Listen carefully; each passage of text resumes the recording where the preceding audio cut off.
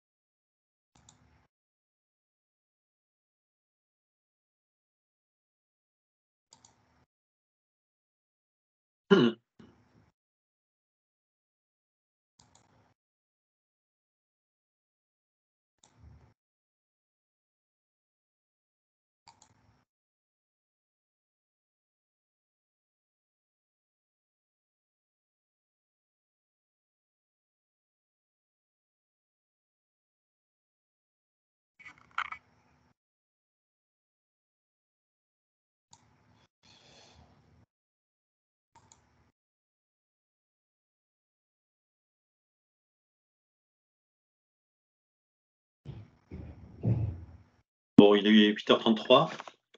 On peut commencer. Je vois un peu moins d'une trentaine de participants sur les 40 inscrits. Donc, les autres vont certainement nous rejoindre incessamment. Donc, allons-y. Et merci à tous pour votre présence ce matin. Et puis, surtout, un grand merci à Hubert de Voplan d'avoir accepté une nouvelle fois de partager ses compétences et son talent pédagogique devant le public de l'AEFR. Merci Hubert pour en tout cas cette fidélité de présence et de partage. Alors, on a ce matin en présentation par Hubert un rapport sur les titres financiers numériques. C'est la poursuite de la réflexion sur le régime financier, le régime juridique des titres financiers numériques qui avait été initié par un premier rapport en novembre 2021, déjà organisé et piloté par Hubert de Voplan. Sur, à l'époque, ce qui était intitulé les titres financiers digitaux. Alors, je crois, comme il est rappelé en début de propos ou en note de bas de page du rapport, que titres financiers numériques et titres financiers digitaux, c'est exactement la même chose, même si l'expression de titre numérique est une expression préconisée par l'Académie française comme étant plus française, cette expression. Alors, ce précédent rapport du Haut Comité juridique de la place financière de Paris en novembre 2020 avait conclu à la nécessité d'une réforme du droit des titres pour s'adapter à la technologie des dispositifs d'enregistrement électronique partagés et de registres distribués et ainsi lever les obstacles au développement des titres financiers numériques. Et cette fois, le nouveau groupe de travail du Haut Comité est allé un cran plus loin en formulant des propositions concrètes de réformes nécessaires pour adapter le droit français au regard de l'entrée en vigueur proche maintenant, à l'horizon du premier semestre 2023, du règlement du régime pilote qui vise à permettre l'essor des instruments financiers enregistrés en dispositif d'enregistrement électronique partagé, tout en préservant un niveau adéquat de stabilité financière, d'intégrité des marchés, de transparence et de protection des investisseurs. Alors, c'est un groupe de travail qui a fonctionné cette fois-ci, Hubert, en trois sous-groupes. Enfin, tu vas sûrement l'expliquer, dans lequel il y avait, comme souvent, mais un mélange d'avocats et de juristes de banque, d'universitaires, de représentants des services financiers comme Euroclear et KCIS, et puis l'AMF.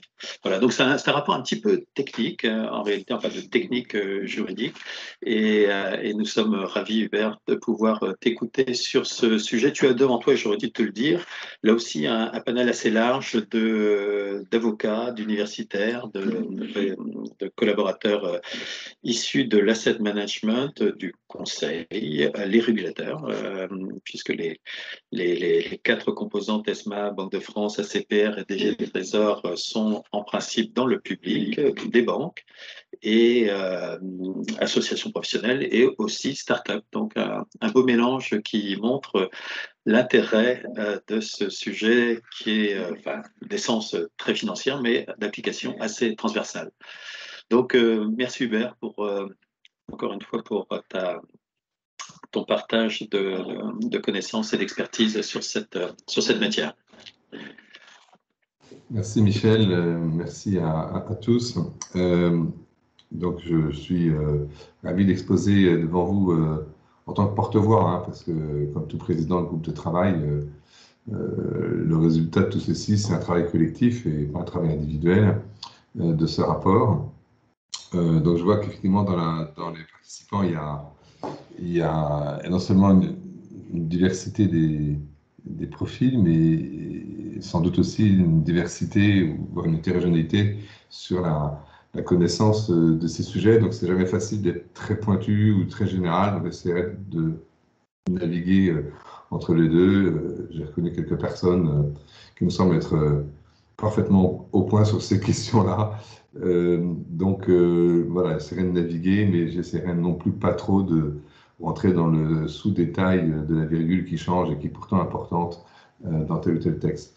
Tu as rappelé effectivement le premier rapport du 27 novembre 2020 sur lequel je voudrais quand même qu'on dise qu'on revienne un peu dessus. Puisque c'est celui qui a été donc à l'origine de ces discussions qui ont suivi et qui a un rapport finalement qui, à ce stade, comment dire, faisait un état des lieux.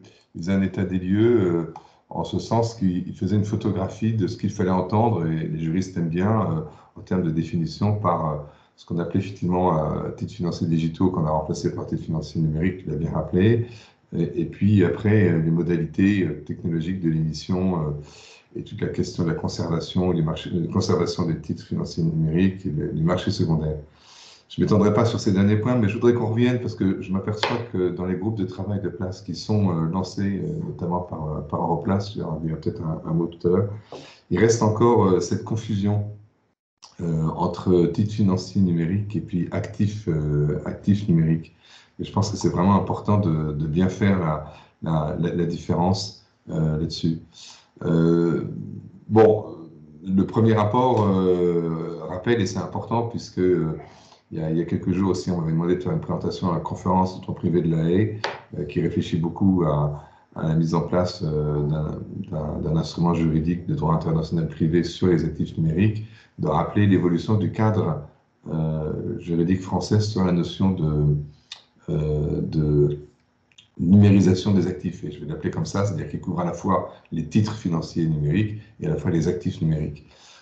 Très rapidement, vous vous souvenez qu'il y a eu plusieurs lois ou ordonnances, l'ordonnance de 2016 sur les bons de caisse, qui prévoyait déjà la possibilité d'inscrire ces bons de caisse dans ce qu'on appelait un DIP, tu l'as rappelé, l'ordonnance de 2017, qui est vraiment celle qui est le fondement de la première étape importante de la reconnaissance en droit français de manière assez large du DIP comme représentation et transmission de titres financiers par l'inscription de ce titre financier dans un DIP. Ensuite, un décret de décembre 2018 qui prévoit les conditions d'utilisation d'un DIP, quelles sont les obligations qui portent sur un DIP proprement dit, si je puis dire. La fameuse loi Pacte, justement, qui crée ce régime sur les actifs numériques. Et donc, tout cet ensemble, on s'aperçoit que le législateur français a une approche assez pragmatique, puisqu'il n'a pas fait la révolution ou le grand soir, un peu comme le droit américain est en train de le faire. Ce sera peut-être un autre sujet présentation, Michel, sur la réforme de l'Uniform Commercial Code fédéral aux États-Unis sur justement la numérisation des actifs et la modification de l'ensemble du code de commerce américain pour tenir compte de cette numérisation des actifs. Nous, c'est pas ce qu'on a fait, on a avancé étape par étape. On a commencé par les banques caisses. Et puis après, l'ordonnance de 2017, ça a été la possibilité d'inscrire certains titres, j'y reviendrai bien sûr, qui sont uniquement les titres nominatifs dans un DIP. Et puis après, on a précisé ce qu'il fallait entendre comme obligation qui porte sur le DIP. Et on a eu la loi Pacte sur les actifs numériques. Et là, c'est à l'occasion de cette loi Pacte que il y a eu cette approche de dire que constitue un actif numérique. Ce qu'on fait souvent en droit, c'est qu'on a des définitions positives et des définitions négatives. On aime bien souvent aussi définir positivement quelque chose, mais aussi négativement par rapport à autre chose.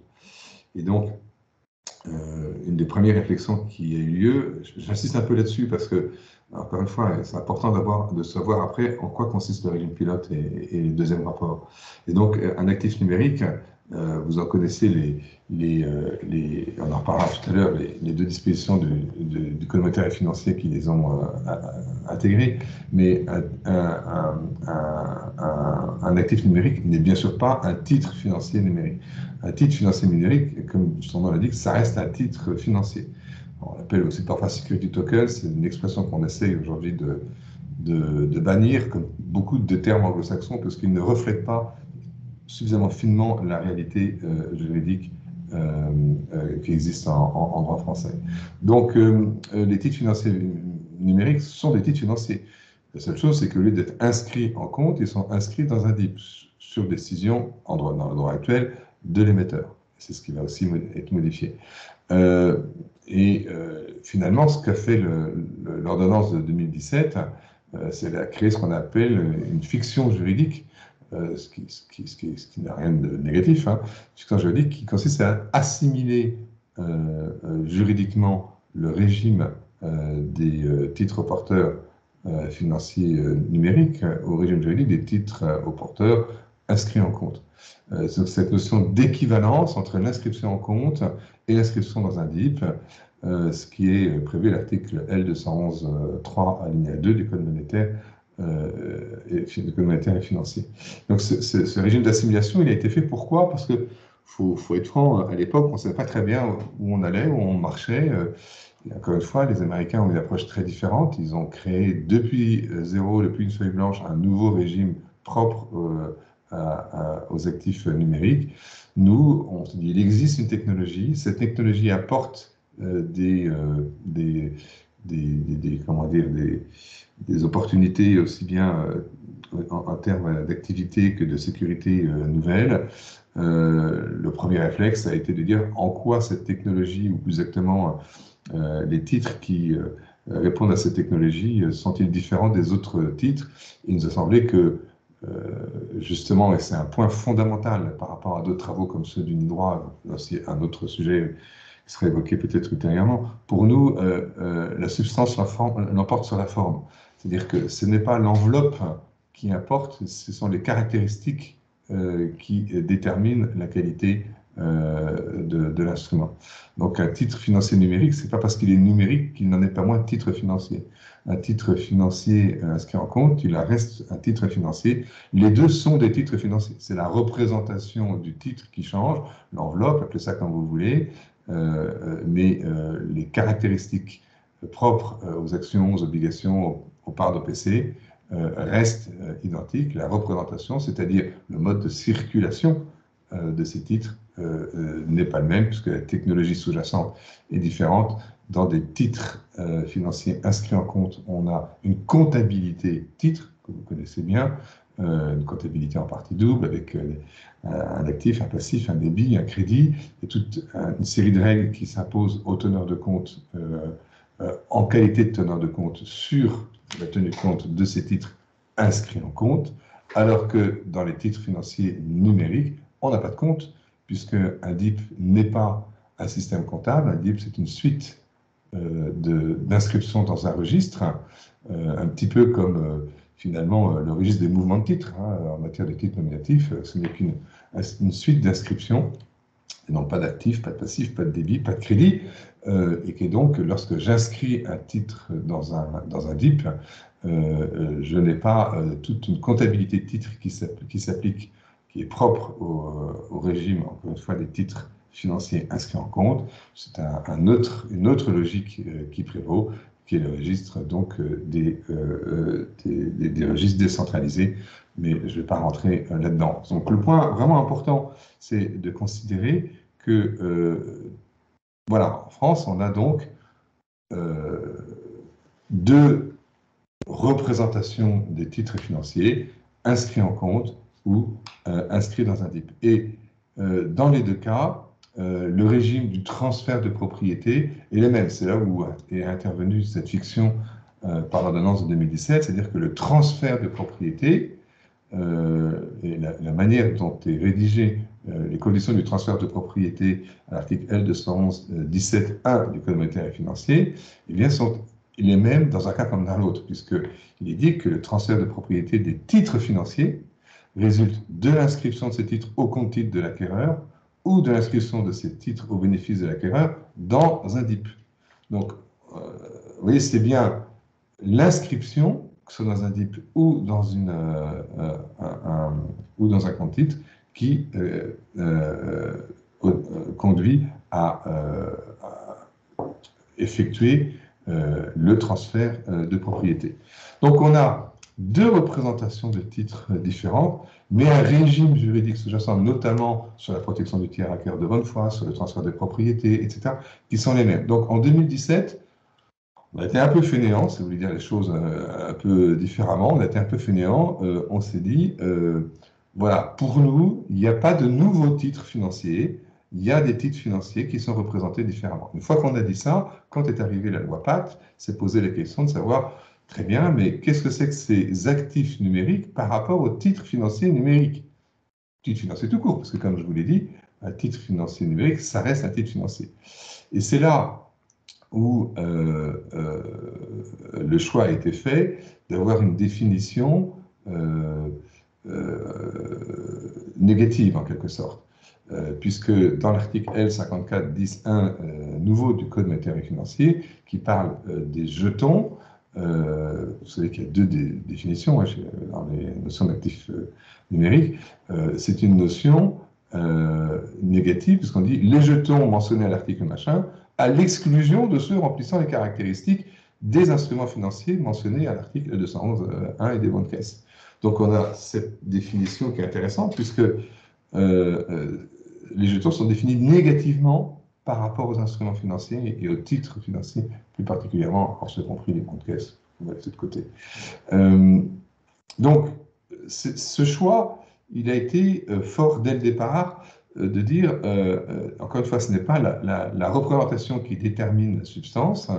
Un actif, une fois qu'on a dit ça aussi, c'est qu'un actif numérique ne présente pas les mêmes caractéristiques, qu'un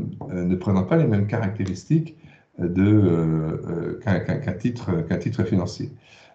Et donc, vous savez ensuite qu'il y a donc cette double définition des actifs numériques, toute représentation numérique d'une valeur qui n'est pas émise, etc. Et puis ensuite, vous avez la définition des jetons qui nous dit tout bien incorporel, incorporel représentant sous une forme numérique un ou plusieurs droits pouvant être inscrits.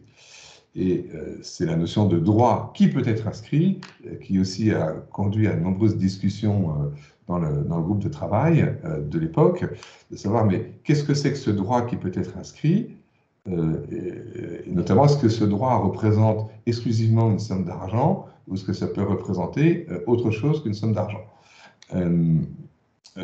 puisque la notion de droit est assez large, même si on a la définition négative que j'évoquais tout à l'heure, c'est poser la question de savoir si les jetons, les actifs numériques, qui représentent donc des droits inscrits dans un type, de quel type de droit s'agit-il? S'agit-il, pour reprendre une expression non juridique, est-ce qu'on a des jetons uniquement utilitaires, c'est-à-dire des droits qui portent sur des biens ou des services futurs, ou est-ce que ça porte sur des droits réels, autres que des titres financiers cette fois-ci, et notamment par exemple des droits de propriété immobilière. Et donc, ce débat, on l'a eu, il n'a pas été complètement tranché, pour être franc. Mais en tous les cas, ce qui est clair, et pour les besoins de notre propos, parce que sinon je m'éloignerai trop, c'est que cette double définition du code monétaire et financier, encore une fois, se fait par exclusion des titres financiers. Donc, ce qui est clair, c'est qu'un actif numérique, ce n'est pas un titre financier. Une fois qu'on a dit ça, c'est très important. C'est-à-dire que le régime du règlement pilote ne s'applique pas aux actifs numériques, ne s'applique qu'aux titres financiers, en l'occurrence numériques. Donc, il est bien important de garder en tête cet élément-là. Tout ce dont on va parler, tout ce dont on parle, tout ce qu'on évoque autour de la notion de régime pilote est limité, ce qui est déjà pas mal, aux titres financiers, et plus particulièrement aux titres financiers inscrits dans un DIP tel que je voulais indiquer. Donc ça, c'était le rapport de 2020. Et donc ensuite, une fois qu'on a eu ce rapport, les sponsors du Haut Comité juridique de la place financière de Paris, en l'occurrence essentiellement l'AMF, mais aussi la direction du Trésor, ont souhaité aller plus loin, nous dire votre état des lieux c'est bien, mais concrètement, qu'est-ce qu'on fait? Est-ce que le droit français, dans son état actuel, permet une application immédiate du futur règlement pilote, et qui, comme tout règlement, aura une application immédiate dans notre ordre juridique? À l'époque, le règlement pilote était encore en cours de discussion, mais c'était ça l'objectif assigné au groupe de travail qui était composé des mêmes personnes, de savoir faut-il modifier et comment faut-il modifier dans ce cas-là le droit français, en particulier donc le droit des titres, donc le code monétaire financier et le code de commerce pour faire court. Faut-il modifier le droit français pour adapter la réception du règlement pilote dans ce cadre juridique? La question, en fait, vous la voyez très bien, c'est que lorsque on a intégré dans l'ordre juridique français la numérisation des actifs financiers, des titres financiers, on l'a limité, vous l'avez entendu dans ce que j'ai dit tout à l'heure, au seul titre financier nominatif. Et donc se poser la question de savoir qu'est-ce qu'on fait des titres financiers aux porteurs. Alors, avant de se poser la question qu'est-ce qu'on faisait sur les titres financiers aux porteurs, pourquoi avait-on limité ce champ d'application au seul titre financier nominatif? Parce que justement, on n'était pas clair, on ne savait pas très bien où on mettait les pieds, et on s'est dit, bon, si on commence à toucher, alors c'est pas que le CAC 40, mais enfin pour faire court, tous les titres aux porteurs, et donc potentiellement les titres qui sont, pas potentiellement, les titres qui sont inscrits dans un registre d'un dépositaire central et donc admis ensuite aux opérations d'un marché financier, marché réglementé ou MTF ou autre, eh bien, on touche peut-être à des éléments qu'on n'a pas encore eu le temps de bien analyser. Et il est prudent, alors, on n'aime pas l'expression sandbox en France, enfin ça revenait un peu à ça, il est prudent d'avoir une sandbox légale, si je puis dire, c'est-à-dire on va tester les titres financiers numériques pour une des deux catégories des titres financiers que sont les titres nominatifs, afin de voir s'il n'y a pas des effets de bord ou autres, et puis surtout, on n'avait pas le temps nécessaire pour faire ce travail.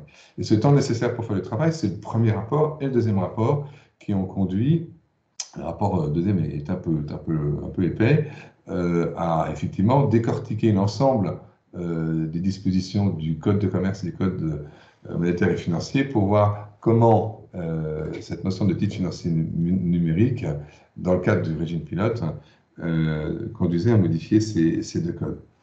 Donc la mission assignée au groupe de travail était très claire par le Haut Comité, et spécialement par ces deux sponsors qui étaient l'AMF et la Direction Générale du Trésor.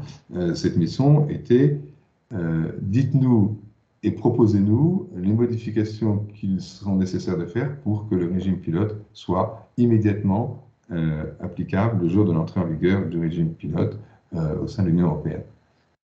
Donc là, on a eu, ça c'était la feuille de route, si vous voulez. Et donc, on s'est réunis avec, de manière assez classique, on s'est dit, bon, par où aborde-t-on le sujet? Eh bien, il y a trois possibilités. La première, c'est que, puisque le droit positif porte sur exclusivement les titres nominatifs, on propose des modifications du régime des titres nominatifs. C'est ce qu'on a appelé le sous-groupe numéro 1. La deuxième possibilité était de dire, mais dans la mesure où on vise les titres dans le cadre du régime pilote, et donc ceux qui sont admissibles aux opérations de dépositaire central, il faut du coup réformer le régime des titres aux porteurs. Et puis la troisième possibilité, qui était troisième option qui a été travaillée, qui était de dire, mais titres porteurs, titres nominatifs, ce sont des notions déjà anciennes d'avant de la dématérialisation, qui dans l'expression même et puis dans leur fonctionnement ne sont pas vraiment compatibles avec une notion de DIP et d'inscription dans un DIP. Donc créons depuis zéro un nouveau régime propre au titre financier numérique qui prenne en quelque sorte le meilleur du titre porteur, le meilleur du titre nominatif, mais un régime propre, aussi bien en termes de responsabilité des différents intervenants que de nature juridique, pas de nature juridique, mais comment dire, de représentation de ces titres.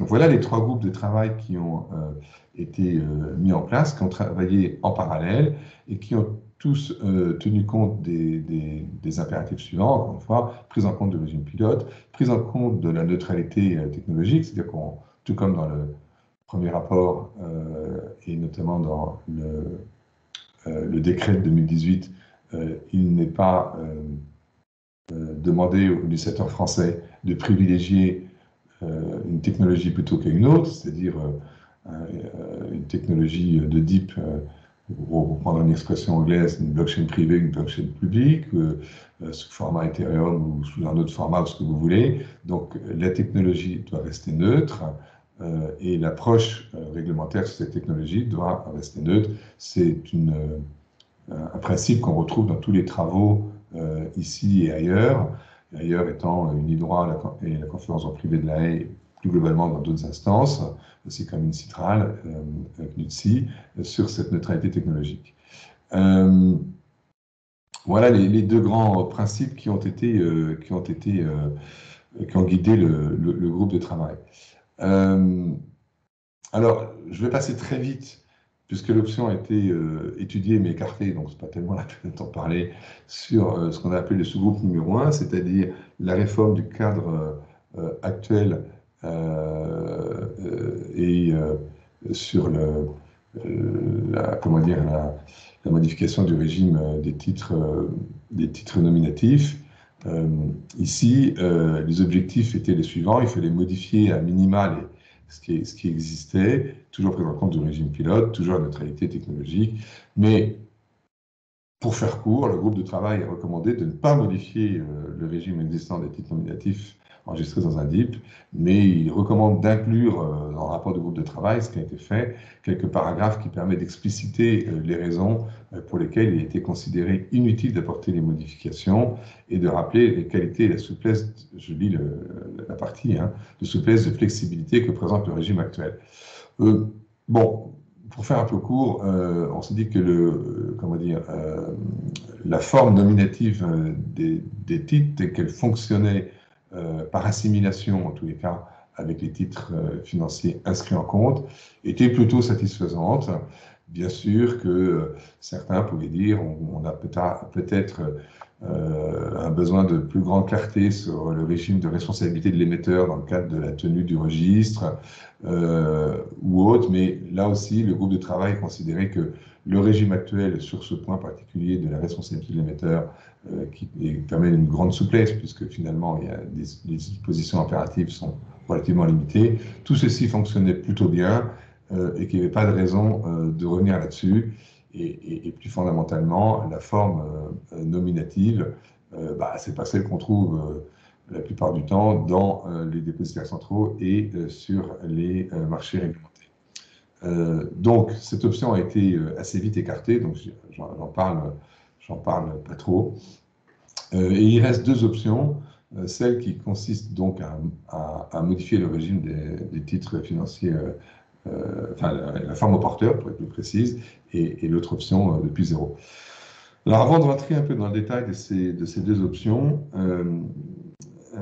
sur la méthode aussi qui a été suivie, le groupe de travail à la fin propose ces deux options. C'est-à-dire qu'il n'a pas tranché dans le sens où il ne lui est pas revenu la responsabilité de trancher entre deux options qui sont totalement, qui sont exclusives l'une de l'autre. Hein. On ne peut pas avoir un panachage ce qu'on appelle le sous-groupe 2, sous-groupe 3, donc une réforme des titres au porteur et d'une nouvelle forme de titres financiers numériques. Donc c'est l'un ou l'autre, et avec comment dire, des considérations qui sont assez différentes, puisque ce qu'on appelle le sous-groupe 2, donc sur la réforme des titres au porteur, lui, il se limite vraiment à l'application du régime pilote et que au régime pilote, et en ce compris dans son champ d'application rationné matériel et rationné temporé, c'est-à-dire que, comme vous le savez, le régime pilote a une durée de vie limitée, et donc toute la modification du scope 2 s'insère dans le régime pilote, et donc dans à la fois la limitation de ce régime matériellement et temporellement. Alors que le groupe numéro 3, qui proposait un nouveau régime pour le titre financier numérique, voyait beaucoup plus large, donc était compatible avec le régime pilote, parce que c'était quand même ce qui était demandé, mais permettait d'aller au-delà du simple régime pilote, au-delà aussi bien temporellement, mais au-delà aussi matériellement, au niveau du champ d'application matérielle, puisqu'il ne se limitait pas au seul titre qui était admis aux opérations d'un dépositaire central. Alors, je parle au passé, je peux parler au présent, mais je ne sais pas pourquoi je parle au passé, puisqu'il propose un régime qui s'applique pour le régime pilote et en dehors du régime pilote, et donc pour les titres aussi qui ne sont pas admis aux opérations de dépositaire central, et donc aux opérations ensuite sur un marché réglementé, en ce donc notamment sous la forme, par exemple, actuellement nominative. Mais j'y viendrai un peu plus tout à l'heure, pas trop non plus. Ce troisième régime, vous voyez, a une ambition beaucoup plus grande que le régime du groupe numéro 2. Et donc, pour aller, sans vous faire languir trop avant de rentrer dans le détail de ce deuxième et troisième régime, où en est aujourd'hui ce rapport, eh bien, donc il a été publié, remis à l'AMF et à la Direction générale du Trésor. L'AMF a, avant l'été et pendant l'été, fait des consultations au sein de deux de ces commissions consultatives. Il y a eu aussi des contributions par des associations professionnelles comme l'AFG et autres qui ont répondu au rapport une fois qu'il a été publié pour dire ce qu'ils pensaient entre les deux options. Et la Direction générale du Trésor garde le dossier en main avec l'AMF pour prévoir une modification qui serait nécessaire, encore une fois, pour une entrée en vigueur, pour une modification législative qui serait avant l'entrée en vigueur du régime pilote, donc assez vite. Et donc, la dimension temporelle, là je m'avance, hein, parce que je n'ai pas d'informations privilégiées, mais ce que je comprends des conversations à droite à gauche, c'est que la dimension temporelle, c'est-à-dire l'urgence en quelque sorte de modifier notre régime pour l'adapter au régime pilote, conduirait la Direction générale du Trésor à plutôt favoriser et opter pour le choix du sous-groupe numéro 2, donc sur une réforme des titres porteurs, plutôt que de faire une grande réforme pour laquelle comment dire, il n'y a pas eu assez de consensus, c'est peut-être un peu fort, mais en tous les cas de travaux qui regroupaient des personnes autres que les membres du groupe de travail. Ce que je pense que veut éviter la Direction générale du Trésor, c'est d'avoir une réforme assez substantielle qui n'engage pas quand même un consensus assez large, aussi bien des émetteurs que des intermédiaires, que des nouveaux acteurs comme les fintech sur ce nouveau régime. Et donc, je pense que ce souci est plus l'urgence d'avoir un texte relativement ramassé et court, parce que pour ceux qui auront le plaisir de lire quand même l'intégralité du rapport, avec les modifications, l'option numéro 3, elle conduit quand même à avoir un texte beaucoup plus long dans sa dimension, et vous savez que la DG Trésor est souvent sensible à la taille des modifications textuelles qui sont proposées. Donc, rien n'est encore arrêté, mais je comprends que ce sera plutôt l'option numéro 2 sur la réforme des titres au porteur qui sera privilégiée. Ça veut dire quoi? Ça veut dire que c'est une question ouverte, hein. Là je n'engage que moi, puisque le régime pilote a une durée de vie limitée. Ben, pendant toute cette période, on se sera volontairement limité dans la réforme de nos titres financiers numériques au seul cas du régime pilote. Et pour tous ceux, notamment les nouveaux fintech et autres, qui veulent rentrer dans la numérisation des titres financiers, s'ils ne s'intègrent pas dans le régime pilote, ils ne pourront pas développer autrement que sous la forme forme nominative qui existe déjà aujourd'hui, des titres financiers numériques, puisque cette réforme est limitée, encore une fois, au champ d'application du régime pilote.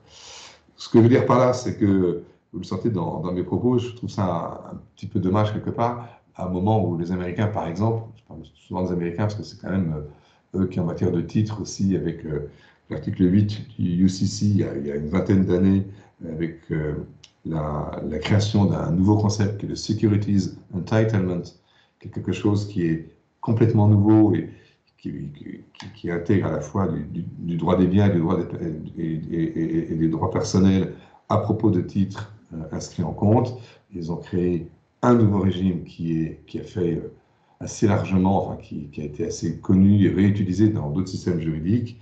Ils sont en train de refaire la même chose avec la réforme du UCC, notamment dans son article 12. Je trouve un peu dommage qu'on se limite en France, alors qu'on avait la possibilité d'être plus large et qu'on était un petit peu les précurseurs en matière de dématérialisation et même en matière de régime juridique de titres financiers numériques depuis 2016, qu'on ait une réforme qui soit un peu trop limitée. Bon, sentiment très personnel, je ferme la parenthèse. Donc, j'en viens maintenant sur le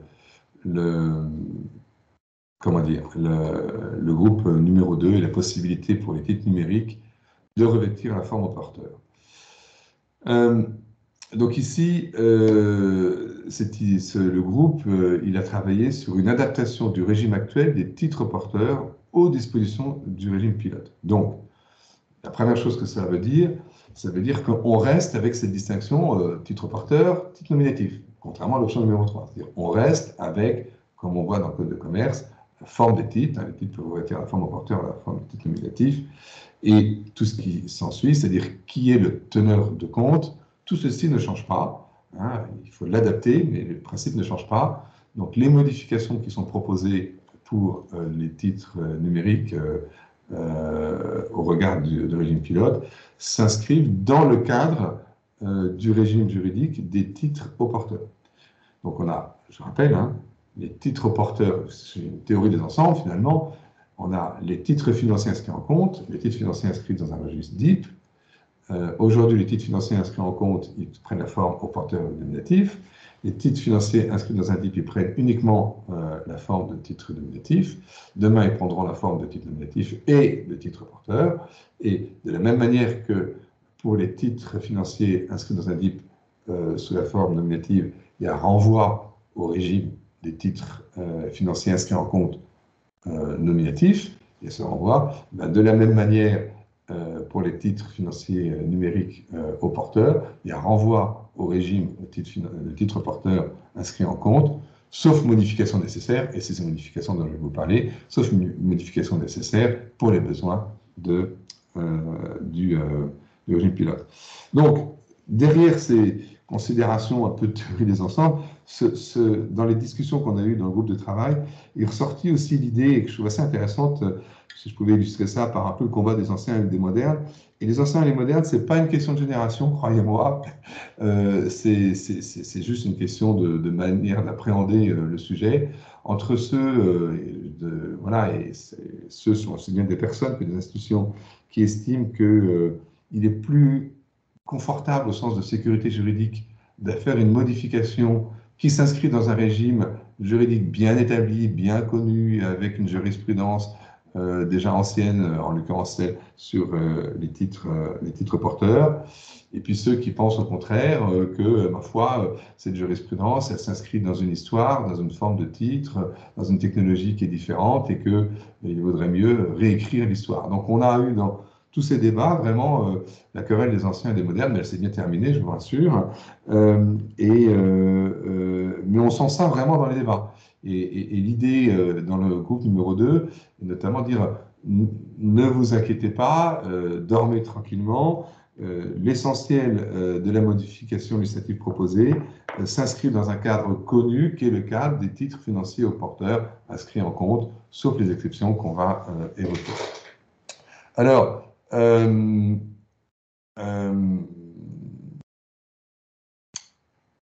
rentrons dans le détail. Donc, le détail, c'est des modifications à la fois du code monétaire et financier et du code de commerce.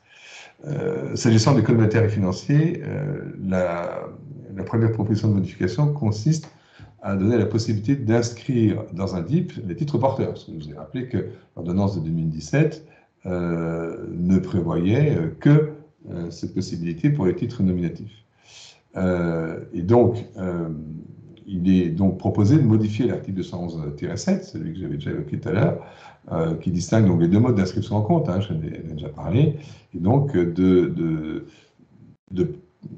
prévoir que l'enregistrement de l'émission des titres peut également être fait non seulement par l'émetteur, mais par une infrastructure de marché. Alors ici, je fais non pas une parenthèse, mais un petit arrêt. Comme vous le savez, le régime pilote, il prévoit des exceptions à certaines dispositions du droit européen, limitées dans le temps, comme j'ai déjà dit, et certaines catégories de personnes. C'est ce qu'on appelle les infrastructures de marché DLT. Donc les dépositaires centraux, les systèmes de règlement et livraison, et à chaque fois qu'on appelle DLT. Donc DLT pour Distributed Ledger Technology, donc pour blockchain, pour faire court. Et donc, il y a des nouveaux statuts, comme vous le savez, dans le régime pilote, qui sont ces infrastructures de marché DLT. En clair, ce sont les mêmes, mais qui en faisant un minimum de, comment dire, de démarches pour obtenir ce statut, vont se voir ouvrir la possibilité d'utiliser le régime pilote pour les besoins de leur opération en tant que dépositaire central, ou en tant que système de règlement de livraison, ou autre, etc. Donc, c'est ici l'idée qu'on retrouve dans la réforme proposée, donc de prévoir que l'enregistrement de l'émission de titres peut être fait non seulement par l'émetteur, mais par une infrastructure de marché. Donc, ici, il y a donc un nouvel alinéa qui serait prévu dans cette disposition 211-7 qui ouvre la possibilité d'inscrire les titres porteurs en DIP dès qu'ils s'inscrivent dans le cadre du régime pilote. Donc c'est ce qu'il est dit. Par exception aux dispositions qui précèdent, les titres financiers dont l'enregistrement est réalisé par une infrastructure de marché, au sens du règlement pilote, sont inscrits dans le DIP dans lequel l'infrastructure de marché a procédé à leur enregistrement dans les conditions fixées par le règlement. Donc ici, l'apport principal de cette modification, ou bien sûr la possibilité pour les titres porteurs d'être inscrits dans un DIP, ce qui est déjà en soi important, la principale modification, c'est que c'est l'infrastructure de marché DLT qui effectue l'enregistrement des titres. Donc les titres ne sont pas déposés dans un compte titre, mais ils sont gérés par l'infrastructure de marché. On peut dire ils sont localisés en quelque sorte dans l'infrastructure de marché. Autrement dit, les titres financiers aux porteurs numériques ne sont plus inscrits, en compte par définition, donc ils ne sont pas dans un compte titre, ils sont enregistrés par et dans l'infrastructure de marché. Alors ça pose des tas de sujets techniques sur lesquels il y a un groupe de travail par Europlace avec des cas d'usage qui sont examinés en ce moment. Je ne rentre pas beaucoup dans le détail, mais vous voyez qu'il y a un changement comment dire, principiel important, puisque d'abord, il n'y a plus de dépôt des titres, au sens dépôt, au sens tenu du compte par l'émetteur ou par un intermédiaire. Ici, c'est donc l'enregistrement dans un DIP. Cet enregistrement, il est effectué par l'infrastructure de marché. Toute la question de la conservation des titres porteurs numériques n'est pas traitée, puisque, comme vous le savez, le règlement pilote prévoit des dispositions là-dessus. Donc, pour éviter les confusions, le droit français qui est proposé de réformer ne traite pas de cette question-là. Donc, la deuxième modification qui est proposée, qui résulte de la première, concerne la partie réglementaire du Code monétaire et financier, son article R211-2, qui, comme vous le savez, distingue les titres porteurs et les titres nominatifs. Donc, vous savez que les titres nominatifs sont ceux déposés dans un compte titre tenu par l'émetteur ou ceux inscrits par celui-ci dans un DIP, c'est un régime actuel. Donc, c'est l'émetteur, pour le titre nominatif, qui décide du mode de détention par inscription en compte ou par un DIP. Les titres aux porteurs, pour leur part, comme vous le savez, jusqu'à aujourd'hui, ne peuvent être déposés que dans les comptes titres tenus par l'intermédiaire. Donc, le nouvel article R211-2, lui, dispose que lorsque le compte titre, je lis, est tenu par un intermédiaire mentionné à l'article L211-3, bon, ou lorsque les titres sont inscrits dans un DIP, c'est ça qui nous intéresse, par une infrastructure de marché, donc lorsque les titres sont inscrits dans un DIP par une infrastructure de marché, fait référence au point précédent, les titres revêtent la forme au porteur. Donc, dans cette disposition d'ordre réglementaire, en clair, on étend la possibilité d'avoir des titres porteurs, non pas uniquement lorsque les titres sont tenus par un intermédiaire, mais lorsqu'ils sont tenus par une infrastructure de marché, si je reformule cette proposition.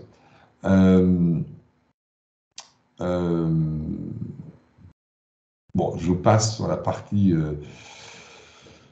du droit applicable, etc. C'est moins important, parce qu'il n'y a rien de fondamental. Donc, la première série de modifications, c'est la possibilité d'inscription en DIP des titres porteurs.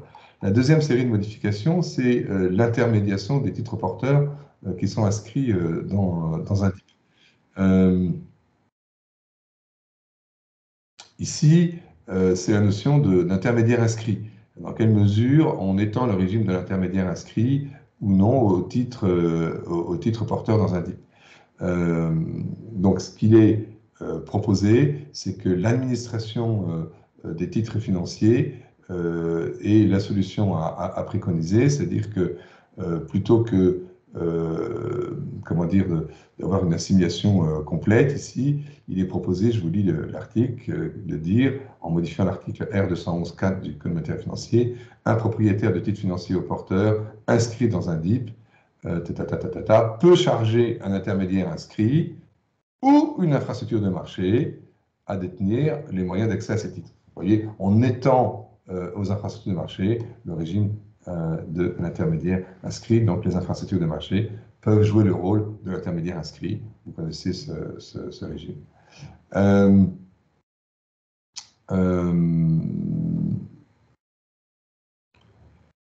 Est-ce que je vais vous parler de ça? Non. Ensuite, s'agissant du code de commerce, la première disposition qu'il faut modifier, plus exactement avant de dire qu'il faut modifier, l'idée c'est d'assimiler, on a une série d'assimilations, d'assimiler les titres porteurs en DIP aux titres nominatifs pour les dispositions relatives au droit de vote double et à la majoration des dividendes. Autrement dit, les titres porteurs nominatifs inscrits en DIP dans une infrastructure de marché peuvent bénéficier, par un jeu d'assimilation, peuvent avoir des majorations de dividendes et des droits de vote double. Ce qu'on voulait, c'est ne pas écarter, bien sûr, le cas de certains émetteurs qui sont sous la forme exclusivement nominative de la situation de titres financiers numériques et leur donner la possibilité d'avoir les avantages des titres nominatifs tout en remettant la forme au porteur inscrit dans un livre. C'est là où vous voyez que les fictions sur fictions commencent à être un peu compliquées, mais c'est un commentaire encore une fois personnel. Autre disposition du code de commerce qui a été modifiée, c'est les TPI, là aussi même logique. Vous savez ce que c'est que le TPI, hein, c'est le système des titres porteurs identifiables, qui permet donc à l'émetteur de connaître précisément son titulaire. Et donc ici, c'est qu'on étend encore une fois le régime du TPI aux infrastructures de marché, c'est-à-dire qu'il sera possible à l'émetteur de demander à l'infrastructure de marché une photographie des porteurs de ces titres, tout comme pour la procédure TPI classique. Donc voilà les modifications apportées par le sous-groupe dit numéro 2, qui sont, vous voyez, en termes de, enfin si vous allez plus loin dans le rapport, le nombre de textes qu'il faut modifier et les passages qu'il faut rajouter sont relativement limités. Parce que finalement, la réforme est assez simple. Hein, je prends le régime des titres aux porteurs inscrits en compte. Je considère ensuite que ce régime est applicable aux titres financiers numériques, donc inscrits dans un DIP, et je modifie ce qu'il faut modifier, c'est-à-dire relativement peu de choses, pour que ce qui est valable pour les titres porteurs inscrits en compte soit valable pour les titres porteurs inscrits dans un DIP via une infrastructure de marché TLT.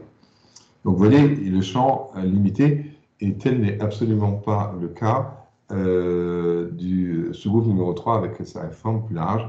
Je crois qu'il est 22, on s'était dit, je crois, Michel, jusqu'à 30, c'est ça? Oui, effectivement, on l'avait calibré pour... on entend? Oui, c'est bon. C'est vrai qu'on l'avait calibré de façon un petit peu plus étroite cette matinale que d'habitude, en disant que c'était un sujet très focalisé, mais on a tout à fait, enfin, de mon côté, en tout cas, si on déborde de 10 minutes, il n'y a pas de sujet. Mais, je vais de toute façon, je vais juste dire les principes, puis pour aller plus loin, vous vous reporterez au rapport. Donc, je vous ai déjà dit, la logique qui conduisait ce groupe numéro 3, c'est on oublie ce qui est ancien et on écrit une feuille blanche. Et ça a été un travail intellectuellement d'ailleurs très intéressant de se trouver face à une feuille blanche et dire c'est quoi, comment on pourrait mettre en place un nouveau régime juridique de titres financiers numériques. Et qu'est-ce qu'on doit trouver dans ce régime. Donc, une question qui s'est posée, par exemple, c'est celle de la bascule. Donc, il y a des questions de droit des sociétés qui sont posées à cette occasion, c'est-à-dire dans quelle mesure, ça se pose aussi d'ailleurs pour l'option 2, hein, est-ce qu'il y a, comment dire, est-ce que les titres financiers numériques sont étanches par rapport aux titres financiers inscrits en compte? Autrement dit, qui prend la décision en droit des sociétés? Est-ce que c'est l'Assemblée générale? Est-ce que c'est l'Assemblée qui donne une délégation au Conseil? Ou est-ce que c'est un pouvoir directement des organes de direction de la société de décider que les titres existants sous forme dématérialisée et inscrits en compte seront basculés dans un DIP sous une forme numérique? Donc, question de droit des sociétés, à qui appartient la décision de bascule pour le stock de titres existants? Même question, non pas pour le stock de titres existants, mais pour des nouvelles émissions. Donc, vous avez une nouvelle émission obligataire qui se rattache à une autre catégorie d'émissions obligataires, de la compétence de quel organe cette émission obligataire peut décider d'être de la forme numérique plutôt que de la forme d'inscription en compte.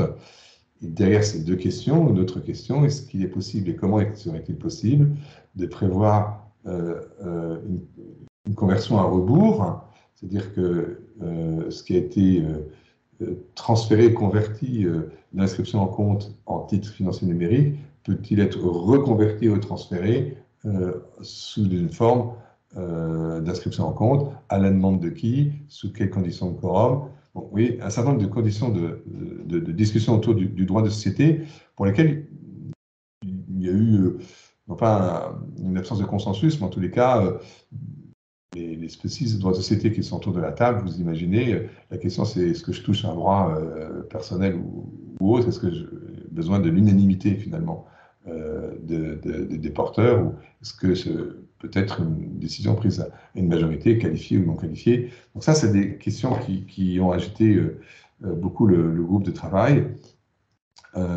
L'autre question était de dire, mais je peux très bien avoir différents régimes, différentes formes de titres au sein d'une même société. La société peut avoir par exemple des actions ordinaires inscrites en compte et des actions de préférence inscrites dans un DIP. Le principe sous-jacent étant que des titres issus d'une même émission, donc action ordinaire ou action de préférence ou obligation, des titres issus d'une même émission devaient obéir qu'à un seul régime, soit inscription en compte, soit au contraire inscription dans un registre DIP. Mais ce principe de bon sens a été un peu challengé par les techniciens qui étaient autour de la table, disant qu'il est parfaitement possible de prévoir des ponts, des bridges, comme on dit, entre ces deux technologies d'inscription en compte et de DIP, et qu'on pourrait, en tous les cas, sur le papier, au sein d'une même émission, avoir une partie de l'émission sous une forme, inscription en compte, et une autre partie de l'émission sous une forme d'inscription dans un DIP. Ça n'a pas paru au groupe de travail numéro 3 à ce stade suffisamment pertinent pour prendre ce risque, j'allais dire, et le risque étant bien évidemment d'avoir plus de titres qui ne circulent que de titres créés et d'avoir une absence d'équivalence dans la circulation, encore une fois, parce qu'il n'y aurait aucune possibilité de réconciliation entre ces deux formes de titres quelque part. Donc voilà le type de question qui s'est posé. L'autre type de question qui s'est posé, c'est le régime de responsabilité. Alors ici, dans le sous-groupe numéro 3, on a distingué ce qui était propre au régime pilote, qui prévoit déjà un régime de responsabilité, mais comme le groupe numéro 3, celui qui est devant sa feuille blanche, a un champ beaucoup plus large que le régime pilote, il a prévu un régime de responsabilité pour les situations autres que le régime pilote. Et donc, ici, de voir quelles seraient les responsabilités entre l'émetteur, le teneur du DIP, et au sein de cet émetteur et cet teneur de DIP, dans quelle mesure il était possible de faire une cascade de responsabilités, en ce compris non seulement pour l'administration, mais aussi pour la tenue, si je peux dire, de la blockchain, du DIP. Donc, si je vous partage un pourquoi ça marche plus ça? Toc. Ça que je vais vous montrer. Il y a dans l'option 3, donc il y a un tableau qui est assez intéressant, qui récapitule les différents régimes de responsabilité de l'émetteur en tant qu'émetteur, de l'émetteur ou de celui qui est ce qu'on appelle les gestionnaires des moyens d'accès à la blockchain, ou du gestionnaire du registre de titres, ou du gestionnaire des titres. Tout ceci est un peu explicité, mais le temps me manque. Du régime de responsabilité de ce qu'on appelle l'émetteur ou le superviseur de l'intégrité du registre, des différents intermédiaires, de l'opérateur DLT. Donc vous voyez qu'il me faudrait presque une séance spéciale, Michel, pour parler de cette option numéro 3, mais comme sans doute elle ne sera pas retenue, c'est pour ça que j'y passe pas énormément de temps. Et c'est bien dommage, mais en tous les cas, c'est un exercice qui, j'espère, ne sera pas perdu, puisque il faudrait éviter, et ce sera sans doute du coup ma conclusion pour ouvrir le débat ensuite, il faudrait éviter que la France, qui était à la pointe, devienne à la traîne, si je puis dire, ne se voit enfermée dans le seul cadre du régime pilote pour les titres financiers numériques, alors qu'il y a des possibilités avec un régime propre, d'ouvrir des nouveaux cas d'usage, des nouveaux cas de responsabilité, des précisions intéressantes sur la protection des porteurs et des investisseurs, et en tous les cas de prévoir ce régime totalement nouveau qui permettrait de s'éloigner finalement de cette notion de titre dématérialisé qui elle-même est, comme vous le savez, une fiction par rapport au titre nominatif, titre de tout porteur avant la dématérialisation de 1983. Donc, j'ai été trop court sur cette partie option 3, mais encore une fois, elle mériterait sans doute un quart d'heure, 20 minutes de présentation en elle-même. Je vous incite à aller la regarder dans le rapport. Voilà, je crois que j'ai présenté l'essentiel, c'est-à-dire l'option numéro 2, celle qui vraisemblablement sera retenue comme adaptation du régime français pour le régime pilote. Voilà, cher Michel, ce que je voulais dire en une petite heure sur le sujet avant peut-être avoir quelques questions.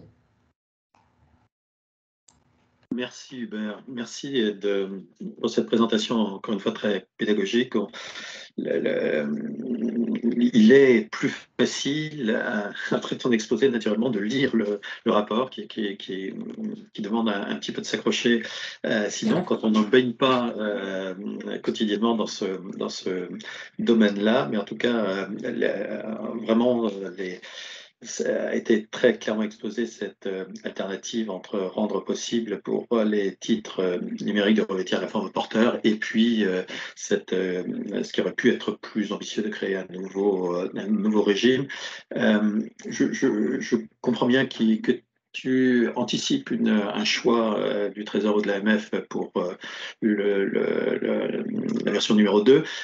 Il n'y a aucune possibilité que tu sois pris à contre-pied par quelque chose de plus, un choix finalement un peu plus ambitieux. Et je pose la question parce qu'il y a peut-être un point qui n'est pas tout à fait clair pour moi, c'est que tu as dit à plusieurs reprises que le régime pilote a vocation à être temporaire, à avoir un exercice limité. Donc, et l'ambition ou le pragmatisme qui a dicté ou qui dicterait le choix de la version numéro 2, c'est un peu d'être immédiatement adaptable à ce régime pilote qui a vocation à être transitoire. Donc voilà, j'ai une petite interrogation sur cette logique de construction, de plutôt privilégier quelque chose qui va s'adapter parfaitement, c'est vrai, à un régime pilote enfin, destiné à se créer au mois de mars prochain, mais qui a vocation à être limité dans le temps. Vous voyez qu'on n'a pas l'habitude de faire des lois qui durent le temps d'une rose, même si la rose ici quelques années quand même. Mais c'est inhérent. Alors après, est-ce que le régime pilote sera peut-être définitivement tout à fait possible que le régime pilote devienne pérenne. Je ne dis pas que c'est vraisemblable, mais c'est une option qui est sur la table. Parce que sinon, ça voudrait dire que toutes les modifications législatives que l'on fait, elles n'auront plus vocation à fonctionner au bout des 3 ou 6 ans, à l'issue desquels le régime pilote s'arrêtera. Je crois qu'il y a vraiment ce premier souci de la direction du Trésor de dire qu'il faut être immédiatement en phase et avec quelque chose de simple. Et le deuxième, qui est de dire le groupe numéro 3, la réforme plus ambitieuse, elle a été faite, non pas sur le coin d'une table, mais par un groupe de travail où il y avait 5, 10, 15 clampins, si je puis dire. Et ça mérite plus que ça pour être adopté dans un laps de temps très court. Moi, je pense qu'on aurait pu, dans ce laps de temps, trouver le consensus qui était nécessaire. Je vais faire toujours aux Américains, peut-être parce qu'ils sont aussi très pragmatiques. Ils ont réformé leur code de commerce uniforme sur la partie numérique en un laps de temps très court de quelques mois. Imaginez qu'on prenne notre code civil et notre code de commerce et notre code matière financier et qu'on balaye toutes les dispositions de ces 3 codes et qu'on dise dedans qu'est-ce que la blockchain vient changer dans ces 3 codes. Mais ils l'ont fait en quelques mois. Donc nous, sur un truc beaucoup plus limité que les titres financiers, je pense qu'il n'était pas très compliqué d'avoir un consensus réunissant finalement, on les connaît, les intervenants que sont les émetteurs, les intermédiaires qui étaient déjà là en partie, les startups qui certaines étaient là, et les experts comptables ou autres. Enfin, c'était faisable. Ça n'a pas été le choix retenu. Voilà. Okay. Merci Hubert. Une question de Pierre Marsal. Pierre. Oui, bonjour Hubert, bonjour Michel. Ok. Euh, le régime pilote prévoit la possibilité d'exemption assez large, disons de possibilité d'exemption à beaucoup d'aspects de la directive finalité du règlement CSDR de 2014. Je prends un exemple, une exemption. Alors ces exemptions seraient accordées par les autorités de supervision et en contrepartie de compensation ou de contrôle accru sur les plateformes qui obtiendront ces dérogations. Je prends un exemple, la dérogation à la fonction notariale, c'est-à-dire qui vise à s'assurer de l'intégrité de l'émission, qu'il n'y ait pas plus de titres en circulation que ceux qui ont été émis. Mais comment ça fonctionnerait dans ce cas-là? Bon, je sais que la blockchain est inaltérable et que on n'a pas besoin de la comptabilité en partie double dans ce système-là, mais disons, ça amène à envisager beaucoup d'exceptions au cadre existant, à remettre en question beaucoup de choses, et dans le cadre du projet pilote. Donc, effectivement, comme vous l'évoquiez tout à l'heure, l'approche de l'AMF a toujours été de modifier à la marge, mais est-ce que les possibilités offertes par le régime pilote ne vont pas beaucoup plus loin, puisque ça remet en question quand même les principes de fonctionnement essentiels du régime des infrastructures de marché. Voilà. Oui, je vais dire que c'est inhérent, c'est ontologique au fait que le régime pilote traite de cas de blockchain, de DLT, et que donc, enfin, je répète ce que que j'avais dit aussi, c'est-à-dire que le fonctionnement n'est pas celui d'une comptabilité pour les titres, et que donc la fonction notariée dans le régime pilote, elle n'incombe pas à un tiers, en l'occurrence le dépositaire central, elle incombe à la technologie quelque part. Et donc au gestionnaire de la technologie, ce qui, à la fin, est un peu la même chose, sauf que juridiquement, c'est pas pareil. C'est-à-dire que la fonction notariée, elle est inhérente à la blockchain, alors qu'elle n'est pas inhérente à la comptabilité titre. Euh, voilà, je veux dire que la réponse, elle est là, et que donc, effectivement, le régime pilote, il prévoit toute une série d'exemptions parce que on sort de la logique de comptabilité titre. C'est parce qu'on sort de cette logique de comptabilité titre qu'il faut prévoir toutes ces exceptions. En fait, mais on ne sait pas très bien comment ça va marcher, pour être assez franc. Oui, c'est ça. Oui, Et que le régime pilote touche quand même, pour faire court, au titre coté. Donc, je ne dis pas que c'est dangereux, mais on touche à quelque chose qui est sensible. Et ce qui m'amuse d'ailleurs dans votre réflexion, c'est que finalement, ce troisième régime que je prévoyais, qui était beaucoup, quelque part, ambitieux n'est pas le mot, mais en fait, on pourrait objecter exactement les mêmes difficultés au régime pilote. C'est-à-dire qu'on est en train de prévoir sur le papier quelque chose, on ne sait pas très bien en pratique comment ça va fonctionner dès lors qu'on n'a pas encore été sur du cas d'usage ou autre, etc. Voir comment la négociation sur le régime pilote s'est faite quand même très rapidement. Elle s'est faite rapidement dans un tout petit cercle, elle aussi, parce que les gens étaient concentrés sur Mika et moins sur le régime pilote. Et que donc, je ne suis pas sûr que le consensus qu'on attendait sur la voie 3 de notre propre modification ait été véritablement atteint dans ce régime pilote tel qu'il a été adopté rapidement et dans un cadre assez limité de personnes. Sur toutes ces exceptions que vous évoquez. Moi, c'est une vraie question que j'ai, hein, c'est-à-dire que toutes ces exceptions qui sont nécessaires, encore une fois, je ne dis pas qu'elles ne sont pas nécessaires, mais n'aurait-il pas fallu prévoir, je ne sais pas lesquelles, parce que je n'ai pas seulement réfléchi, des garde-fous à toutes ces exceptions qui sont en train d'être ouvertes alors qu'on a un régime, enfin, le régime de la comptabilité en partie double qui a fait ses preuves, le régime de la blockchain, en fait, il n'a pas encore fait ses preuves, on ne sait pas. Et surtout pour des titres qui vont circuler via des dépositaires centraux et en bourse auprès. Enfin, on est plus sur le titre nominatif dans lequel on a comment dire, une circulation beaucoup plus limitée. Donc, je pense que voilà, ce qui m'amuse et m'intéresse dans votre réflexion, c'est que elle souligne du doigt que la réforme opérée par le régime pilote, elle est beaucoup plus ambitieuse en fait que la réforme que le groupe 3 proposait. oui, c'était le sens de ma question. Voilà. Ok, merci. Y a-t-il d'autres interrogations? C'est le moment.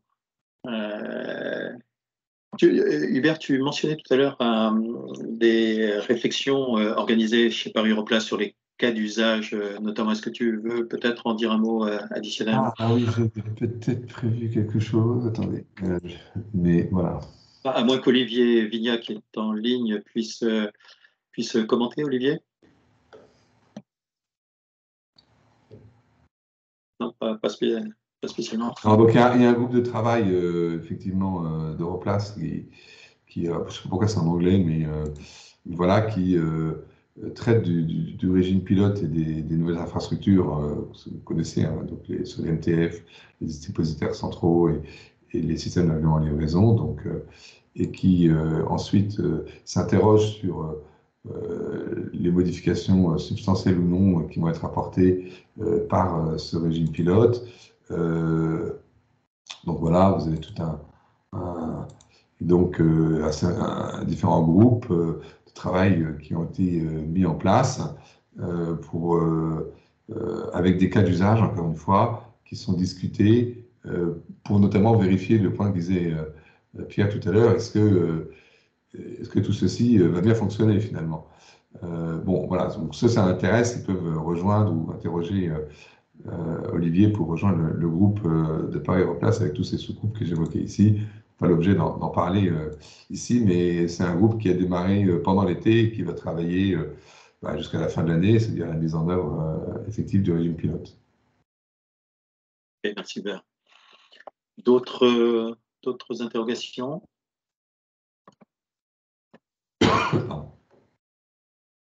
Je n'en vois pas. Donc le point de décision, Hubert, sur l'alternative, tu la vois à quel... Ah oui, alors je réponds aussi à ton point. Est-ce que c'est possible de faire changer? Je ne pense pas. Mais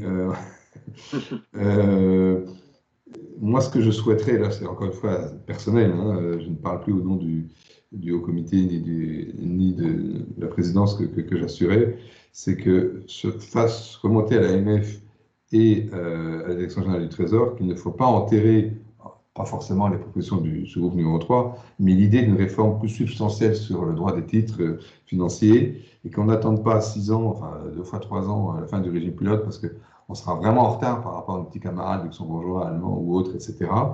Et que moi, j'aurais souhaité que l'on rouvre le débat sur ce régime, quitte à, pour le coup, en limiter plus l'application, c'est-à-dire dire, bon, il y a le régime pilote, touche pas, et tout ce qui ne rentre pas dans le régime pilote, prévoyons quand même un régime spécial. Alors, le régime pilote qui est un règlement qui va s'appliquer de façon homogène. Exactement. Et donc, la modification que j'ai présentée tout à l'heure sur les titres porteurs, qui ne traite que du cas du régime pilote, très bien. Mais les titres qui sont admis aux opérations de dépositaire central, c'est infinitésimal par rapport aux titres de tous les émetteurs en France. Donc, on les oublie tout cela. Et donc, moi, j'aurais aimé que le message soit remonté auprès de la DG Trésor et de l'AMF en disant bon, bah, très bien noté pour l'option 2, mais rouvrons le débat sur l'option 3 avec un cadre peut-être un peu différent. Sinon, on va se faire dépasser en termes d'innovation juridique et donc d'attractivité par nos voisins. C'est ça le message que je dois faire passer finalement aujourd'hui. Okay. Je crois qu'il y avait tel ou tel participant du Trésor qui auront sûrement bien entendu ce message. Tu n'as pas dit un mot du Royaume-Uni. Est-ce que... Non, je n'ai pas regardé pour le coup. Ok. Je n'ai pas regardé. On a regardé le groupe de travail, le Luxembourg, la Suisse et l'Allemagne, qui étaient trois pays qui avaient récemment réformé de manière différente leurs droits des titres. Très bien. Ok, pas d'autres questions? Eh bien, dans ce cas-là, merci Hubert, merci pour cette présentation encore une fois très pédagogique. J'avais pas de support, mais... Non, mais le rapport se lit, et encore une fois se relit, certainement encore mieux après cette séance. On aimerait, enfin j'aimerais en tout cas moi avoir la possibilité d'être un de tes étudiants à l'école de droit de Sciences Po pour étudier ça, entendre ça en live plus fréquemment. Mais merci pour cette présentation très, très claire, comme toujours. Merci. Merci à toi et de m'avoir invité à faire cette présentation. Et je transmettrai tout ceci aux membres du groupe de travail, encore une fois, qui ont été... voilà, c'est vraiment un travail collectif. Donc, merci à tous et bonne journée. Merci Hubert et bonne journée. Au revoir. Au revoir.